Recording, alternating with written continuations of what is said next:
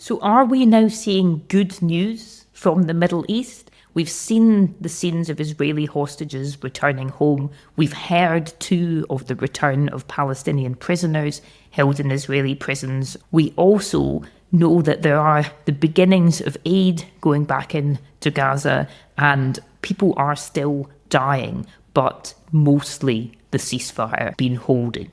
Everyone is asking, will this ceasefire turn into a lasting peace? That's a long-term question. So what could we look for now?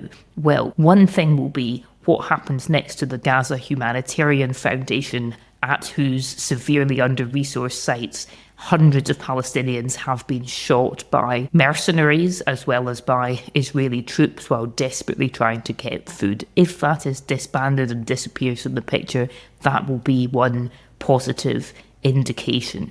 What happens next for Palestinian leadership? It's really notable that one of the people present at Monday's Sharm el-Sheikh meeting was Palestinian President Mahmoud Abbas, just a few weeks after the US had prevented him from coming to the UN General Assembly in New York.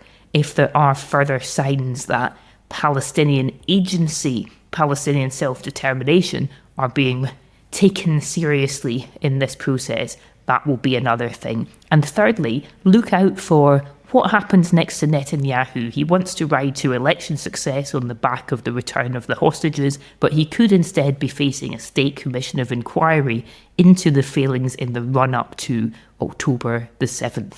And I think I'm not alone in suspecting that changes of leadership on both sides would make the chances of changing the political dynamics a lot more plausible. So there could be further signs of hope to watch for in a situation that remains very fragile. You will hear much more about this on next week's podcast when Jason and I will do a deep dive into what's coming next.